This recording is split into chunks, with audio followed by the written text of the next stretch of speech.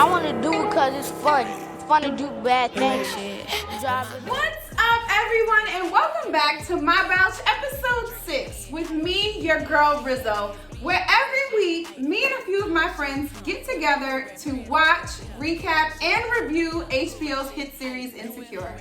Let's get to it. Yeah, hoorah shit, with my hoorah friends, everywhere we go, Up first, we got my girl, my workout partner, my body goals on body goals, the educator who educates your educator, my fellow petition, and when you look up the word Harlem Girl in the dictionary, there shall she be.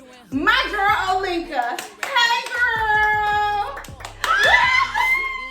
How are you? I'm so excited to be here. How are you? I'm so excited to have you. Y'all, Olinka is always down. Run my videos back. She is in it. She got the little Kim crush on you. She got the when you work from home. Olinka is a ride or die. What up, boo?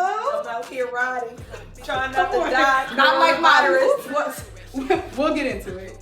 Up next, we got my honey bunny herself, the Detroit native, and Detroit over everything. She will let you know. Trust. She's my girl who I'm pretty sure we're related somehow, but she refuses to say my family's last name correctly. My girl Stephanie. What's up? Hey, 7 Mile. Got my Big Sean shirt on. Reppin' Detroit versus everybody. Say something. Hey. Say something. Actually, say less, because Detroit is everything. Y'all, I told you she will fight you. I'm a lover, not a fighter. So ladies, this episode was really good. This took us back to our roots, to the reason we are here today, the awkward black girl. This was the first episode that we devoted complete time to Issa D. Molly only got a little sprinkle in that moment, but this was all about Issa. There was no one there to help her through her accomplishments. Her ride or die, her sidekick wasn't there to comfort her, to hug her, to talk through things that happened. She did it all alone. But with Molly's statements resonating in her mind that she was the most selfish person that she's ever known and has always been. So Issa went on a journey to show how selfless she was. And along that journey, she met a couple of characters. She met a pregnant lady in the grocery store. She met our Bouch George, and she met these bird-ass bitches. I don't even want to say fucking Satan's young adults over here who dined and dashed on her ass. Ladies, before we get into it, who was your favorite character? I'm gonna say George out of the three. George dropped gems. He got in the car on one, he left the car on two. You know what I mean? He was wild in the middle. Yeah, I'm rocking with George too. Like, George just reminded me of, I'm from Harlem. So George just reminded me of just like that old, like the old timer in from the neighborhood. He actually reminded me of my grandma, low key. It was a lot of gem dropping, a lot of nuggets. Yeah. Gem dropping. He definitely reminded me of my grandmother, because she's definitely getting in the car like, how much gas you got? You going too fast? I'm not putting my seatbelt on, so don't ask. What are you, a lizard? Turn the heat down. It's weird because I saw a couple of comments where people said George's scene was too long. But like, I always watch the episode. I'll watch it twice. So I'll watch it once as a fan, just straight through. And then the second time I'll watch it and I'll take notes. I was concerned that when I first watched it as a fan, like, is he about to be the whole episode? But it seemed amazing. Like you said, he was dropping gems. Like his portion was perfectly timed, and everything that he gave was what Issa needed. What do you guys think the storyline is for George, though? What do you think that's about? Because remember, he was dropped off. He had the picture of the house in his pocket, and he got dropped off at the location. Issa didn't see this because she drove around, but he knocked on the door, and his son opened and was shocked and said, "Dad?" So what do we think that was about? I think George's storyline kind of was intended to show the fork in the road, right, where Issa is right now, where, at some point it seems like George and his son's mom maybe argued, and neither one of them put their pride to the side, and they had a rift for a long time, and it took George a while to come back to see about his son because of that rift and because of people not putting their pride to the side. I don't want to call first. And I think that absolutely speaks to where Issa is in her life. Like, she doesn't want to put her pride to the side.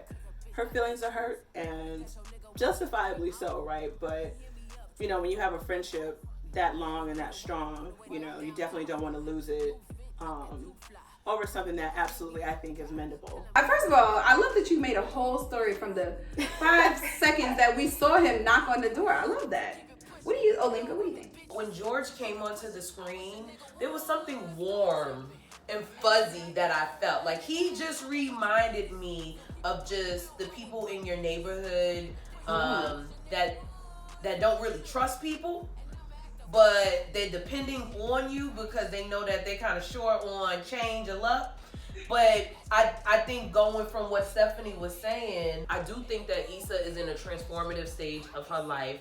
And what really matters is just really centering itself. And I do feel like George, right now her job has a lot to do with old Inglewood and like getting the spirit of Inglewood back. And I do think that George kind of gives that insight to what old Inglewood was. Like when they're driving around, he's like pointing out different spaces and what used to be, especially now that Inglewood is being gentrified. Yeah.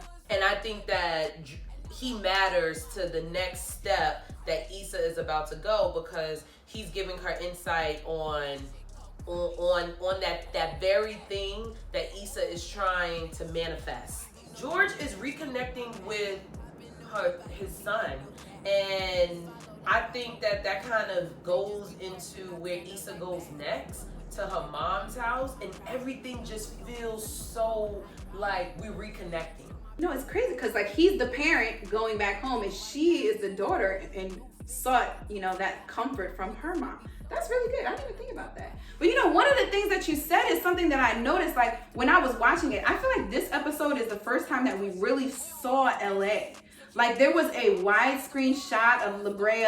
It's crazy for me because I'm sure people from LA think the same way about people from the East Coast as well. But like seeing those houses in LA, like a residential house, you know what I'm saying? That's just something that we don't typically see outside, like Boys in the Hood and stuff like that.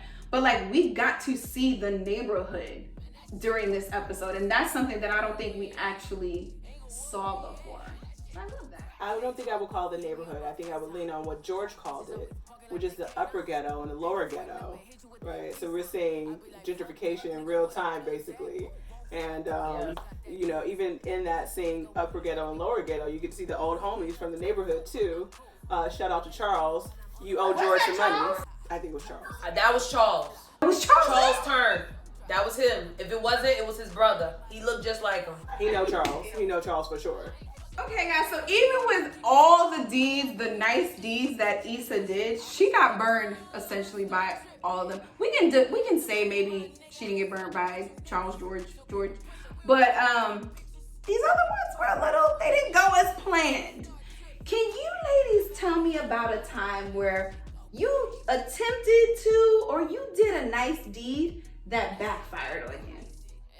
So definitely, there's one incident that sticks out in my Right mind away. that has played in my head for several years.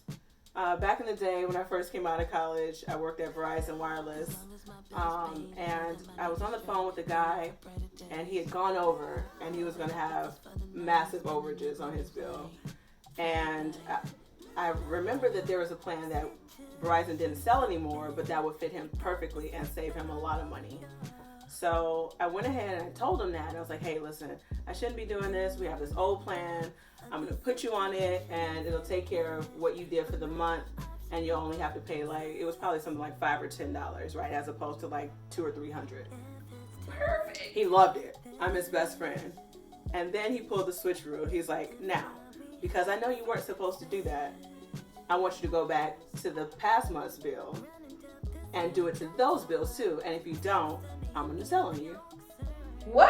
I feel like that's bribery. My heart Snitching. dropped. I decided to help him out, and he decided to escalate on me to try to get me in trouble for, helping him out, basically. I gave him something I shouldn't have, and he used it against me. And this is why people, see, y'all ruin it. People. Oh, Mika, you got an example? No comment.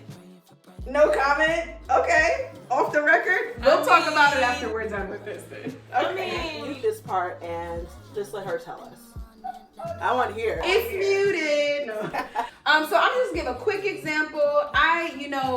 People are always looking for jobs. We all we got, right? We gotta help each other. So I actually recommended a friend's brother for a position with my cousin, and it was a government position. Y'all know how these government jobs go. This was also probably years and years, 10 years ago. I don't even know. But you work for the government, they're going to give you a drug test. So I recommended him, and it was like, essentially, you're working with my cousin. This is a clear shot. You would have the job. This man is all up in my shit, smoking weed and all this stuff before the interview. Now, my loyalty is with my cousin.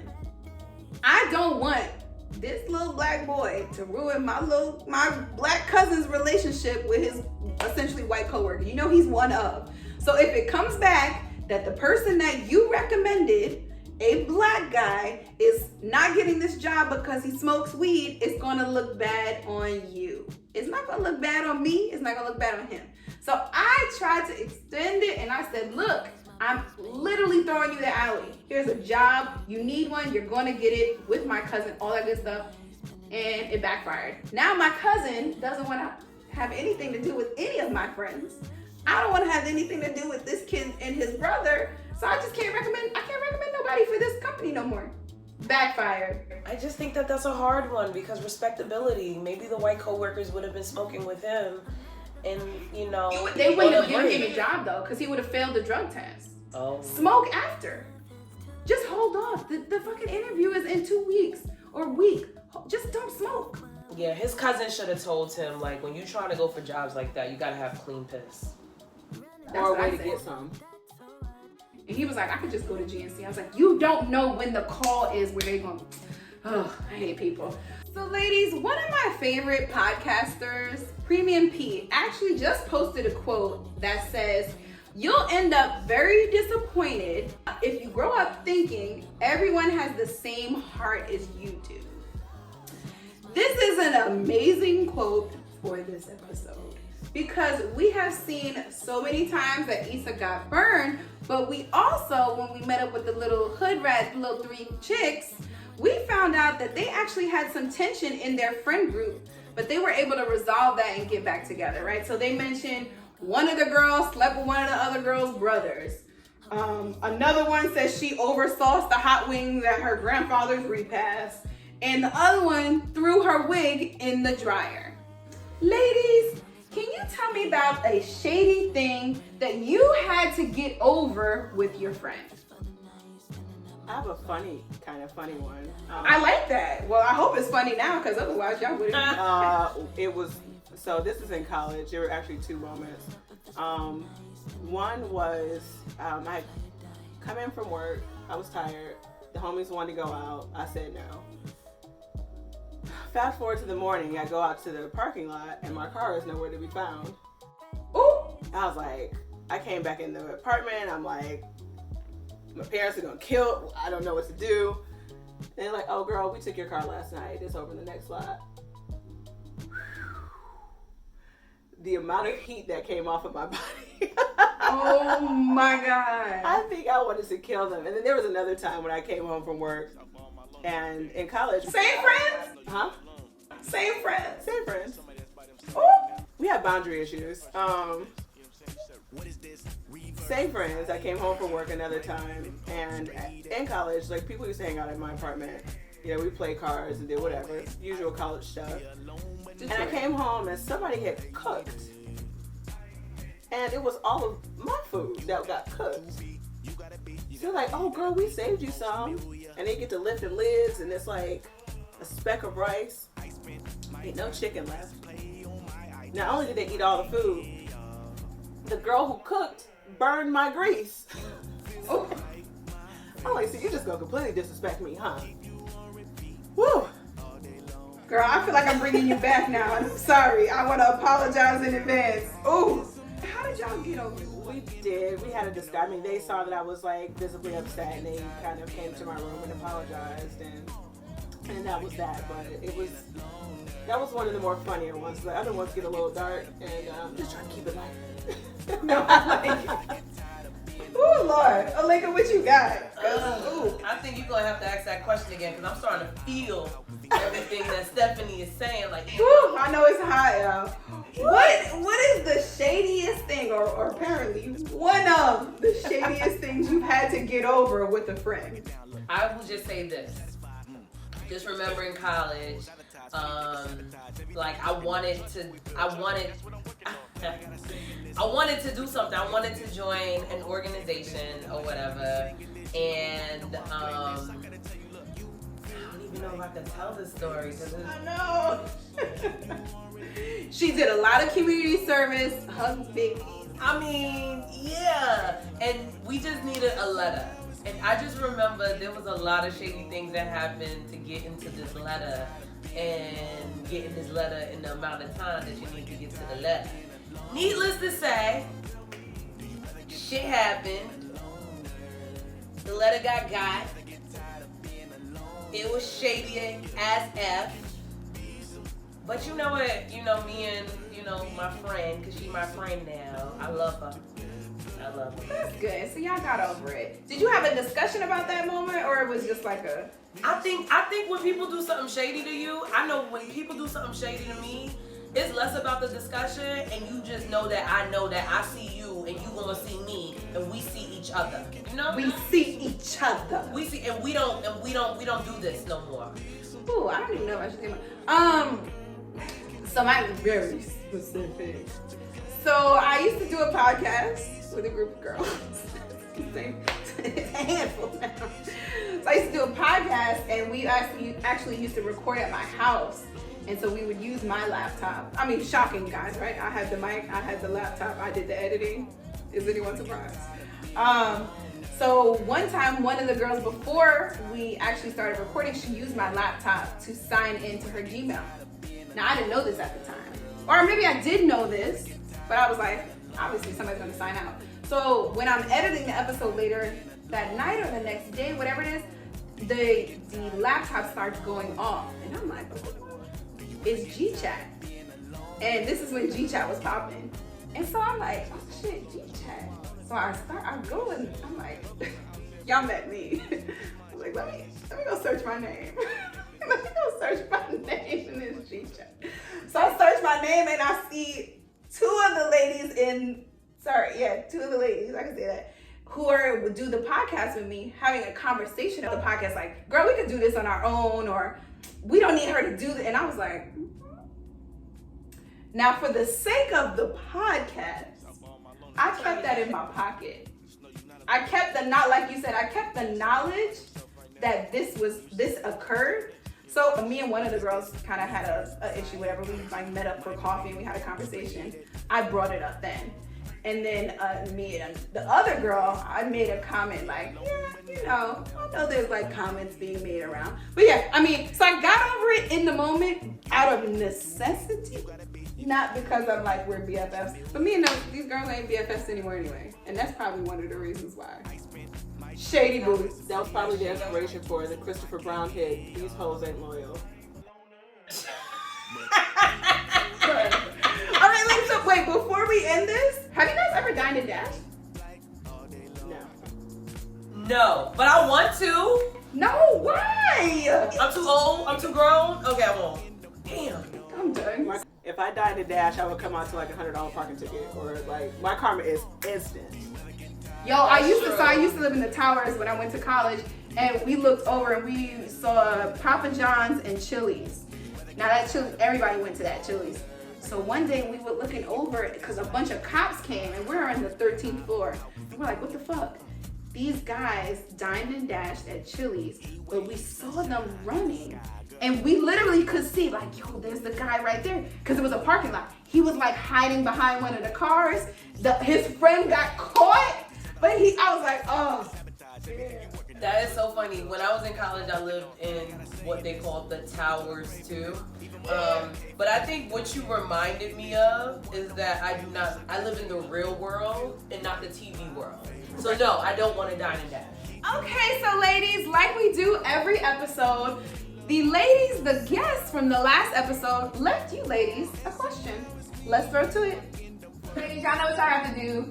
We need a question to ask next week's Yes. I got a question. Straight off the top of the dome. I want to like it. So, you know how every season they're like watching a TV show? Finding Latoya. Yeah, Finding Latoya. So before it was like the black slaves. Yes. And this one is like Finding Latoya. What do you think next season's like TV show will be about? I like that. Okay, so thanks, BB House. I forgot what you guys call yourselves. Bed and breakfast, boomy boom. I don't know. Anyway, thank you, ladies, for your question. That's actually an interesting one because we notice every season there's a show within the show. First it was, and you know what? I said to myself, I'm gonna remember the damn name of that show. But it was a slave show. Due North. I can't remember. What was it? Due North. Due North! Yes! Due North. She's a yeah, girl. And this season it's Finding Latoya, aka Finding Toyota. Very timely, right? Because we talk about the 12 Years a Slave. It has always a damn slave movie out. We talk about there's missing girls and how the police, no one really cares about finding the missing girl and never really focuses on finding the missing black girl. Also, you guys know that it's SZA and Candy Burris is her mother. And who was her dad? Pearl Payne. Girl, yo, Stephanie, you trying to, should we switch seats? Because I'm failing. What do we think it'll be next season? Okay, so I'm thinking, so they did the slave movie that you talked about, Due North. Which I learned from you. They did that, Finding Toyota, which is timely, which is what you're talking about. And then they did the 90s show, which was Kevin. And, you know. Kevin? Yeah, Kevin, with Erica Alexander and Ron from. Oh, yeah! Yes. Girl, when Princess Penny jumped in that casket, I did too. Girl, I died when he did that. I couldn't handle it. I could not handle it, but I cannot stand I don't remember much of the rest of that scene. Bill Bellamy was in that too. I don't remember that scene with the casket took me out. I think they're going to do maybe like a throwback to like maybe a 70s show, like a Good Times type of vibe, or maybe like a sketch show or something like that. Oh, like a SNL or like a In Living Color. Like In Living Color, yeah. So Fly Girls. What about like Wildin' Out? Because that's timely too. No? Okay. No, I mean it's not. You know. I'll just sit back down. I don't know. On your Bouch. Cool. On my Bouch. Cool. Okay, Linka, what do you think? I'm feeling like they may do something centered around family. Like I'm really feeling like the whole Family Matters, the whole Full House, the whole, bringing people together. So I don't know, I'm feeling like family might be the center. And not to mention, it was brought up, I think, the quarantining thing. And right now, a lot of us are feeling like family is what matters. When we think about when you're going through it, when you're going through a crisis, you're starting to see a lot of family play out. So I don't know. I like that. And people are doing a lot of they did the NBA play on Family Matters intro. OVO just did one. I don't know, do we think we have clearance money for that? Yeah, actually Insecure got that HBO long-standing money, so they probably got that clearance. They could do that. I like that. Yeah, I was wondering if it will be, so I did my little audition-ish thing for their show that they posted on, what's it called? Quarantine Locked Up in Love. I wonder if that's just going to be the show.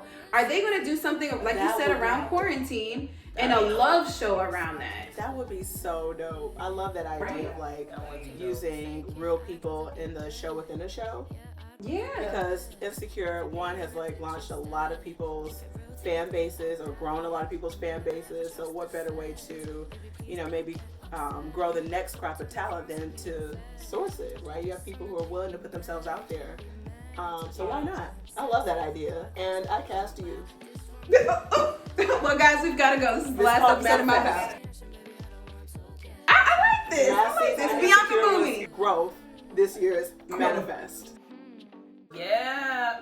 Boomy and That's Bianca. You like those? I like those answers. So ladies, for this episode, we're going to do things a little differently. I want to get into the details and the ins and outs of what's happened as it relates to Molly and Issa's relationship. but I want to do it in a nice, fun way. So the ladies here have prepared 2 cards for us. Ladies, hold up your cards. One says Molly and one says Issa. So what I'm going to do is I'm going to ask a couple of questions and you let me know if it's Molly or Issa. Okay, so I'm going to start off a little easy just so you guys know how this game works. So ladies, who do you think has the better wardrobe? Molly. Molly by far. All right, we agree. I like it. Who do you think Kelly likes more?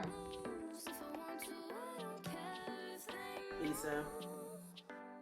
I was thinking Issa too. It's upset.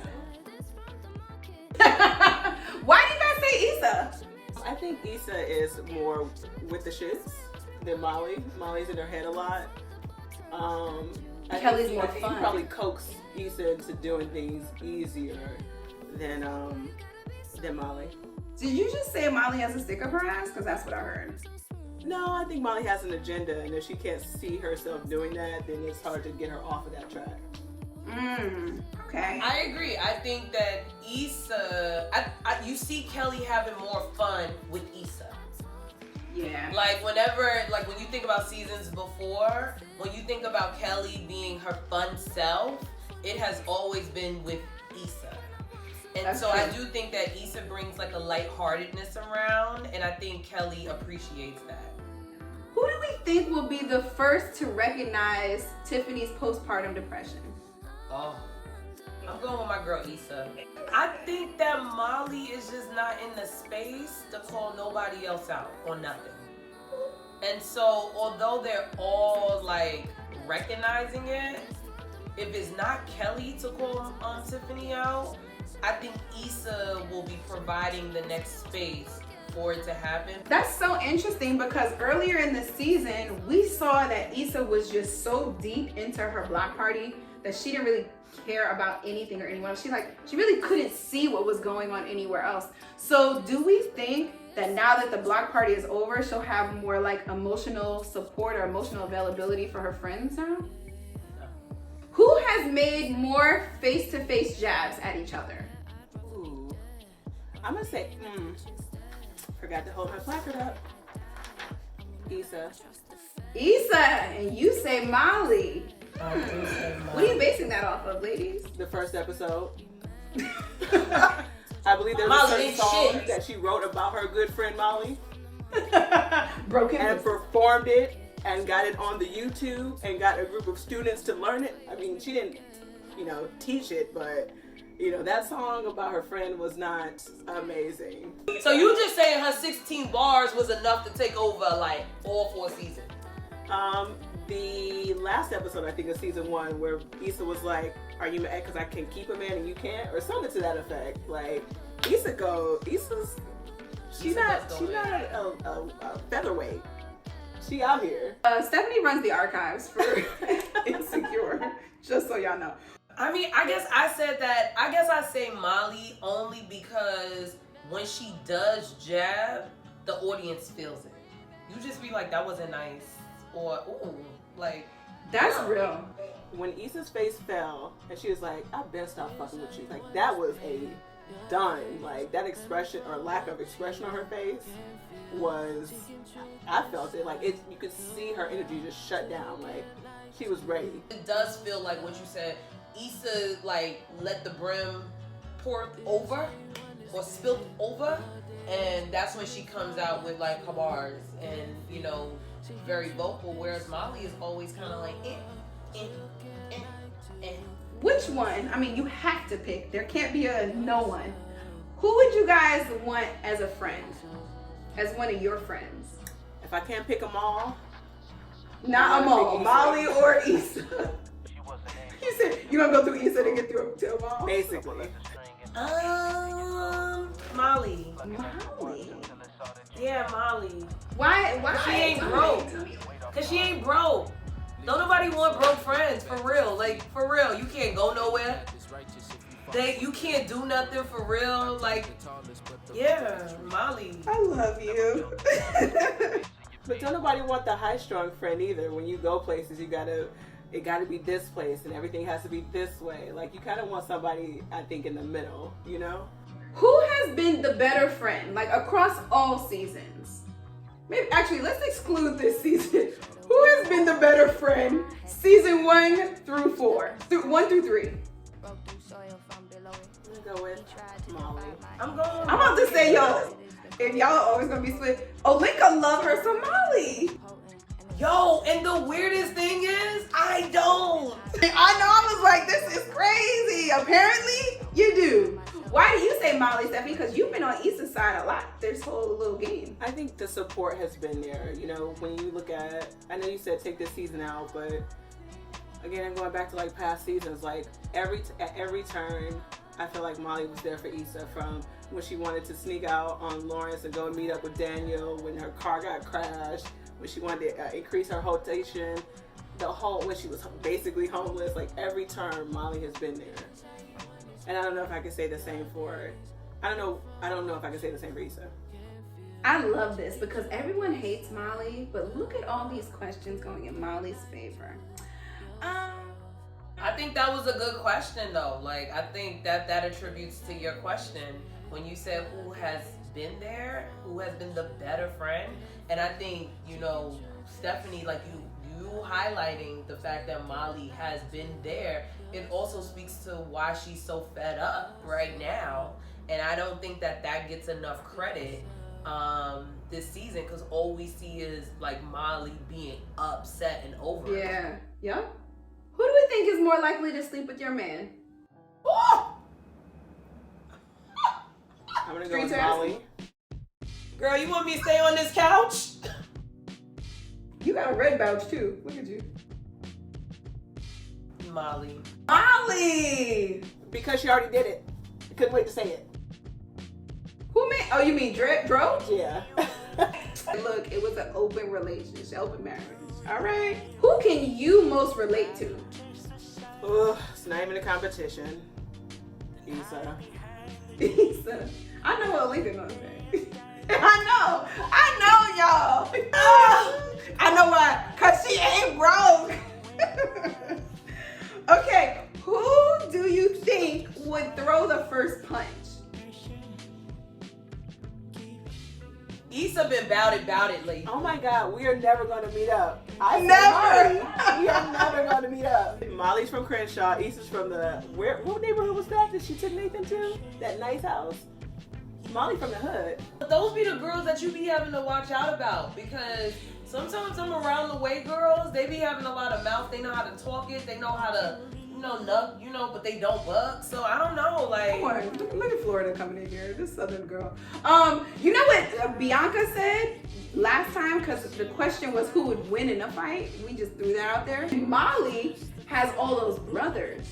So maybe she knows how to fight more because she grew up around all those knuckleheads that she probably had to fight. So who do you ladies think is most at fault here? 4. I have to go for a 50-50 tie. There is no most. Yeah, I'm with you, Stephanie. That's why I was just like at fault for the friendship failing. For this moment that they're in now. I don't want to say friendship failing. Who's most at fault for where they are right now? I'm gonna go with Issa. I will go with Issa too. Yeah, I will go with Issa. Cold hell has frozen over. These bitches agree. This is crazy. Well, because Issa never created the boundaries. I think she kind of allowed things to just happen and be what it was, and she never created boundaries between her and Molly. But is it because they didn't have to do that before that she thought like, oh, these little jokes and jabs are okay, so I don't need to set these boundaries? She knows I'm just joking. And I think that's probably why with growth and where she's going to probably develop, that's when she's going to start realizing boundaries have to be created in all relationships. I like it. I would say Issa didn't show up for Molly at all. She didn't come get her pie. She kind of shut her down on every conversation. she threw stuff back in her face, which is a huge pet peeve of mine. Like, don't throw nothing back in my face. Like, Girl, you know what I've been going through. she was ready to criticize her quickly about her relationship or just really anything that she had to say. Like, that conversation in the supermarket was like, it was wild. I was surprised that they didn't have a bigger conversation after they both threw jabs at each other and got really low with it. They were supposed to at Thanksgiving, but Issa didn't show up. It's crazy because everyone hates Molly, and I've been pushing, like, I can understand Molly. Not that I'm saying I agree that both of these women are not trash to each other, but I do not put 100% of this blame on Molly. So thank you, ladies, for being here, because last week's episode was Molly. Okay, ladies, so who should apologize first? Molly should apologize first. Stephanie, what do you have? I agree. Molly should apologize first. Okay, who will apologize first?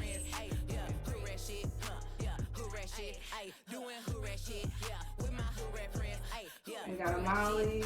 I say Issa. Issa. Tell me why. I think that Molly is going to start the conversation first, and then Issa's going to break. You know what I mean? So Molly's like, you know what, girl, we've been tripping.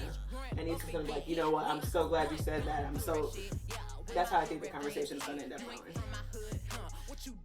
That's smart. Okay, ladies, and the last question. Who has been linked to more men on the show? Is Kelly an option? No. Dang, who's been more significant or just like men on the show. Who has been linked romantically to men on the show? You got Issa. What you got, boo? I got Molly. Molly. The answer is Molly. A score of 6-5. Issa has been linked to Daniel, Lawrence, Nathan, Neighbor Bay, who we forgot, and TSA Bay. Molly has been linked to Dro, Jadena, Lionel, who is Sterling K. Brown, remember that? Quentin, who is not gonna give you a real name, Andrew, and Jerry. Remember that? Molly has 6. Yep, you were right. I wish there was a prize, but Cash App. Y'all want my Cash App? Cash App. I'll get Tori later. Add your Cash App on the bottom of this. Just playing. Ladies, Get my Cash App. I'm gonna pay your Cash App. Ladies, this was great. I hope you ladies had fun. Did you enjoy this? Loved it. Every moment. Every moment. This was fun. Well, thanks for joining me, ladies. I already gave an outro, so I don't need to do this. All right.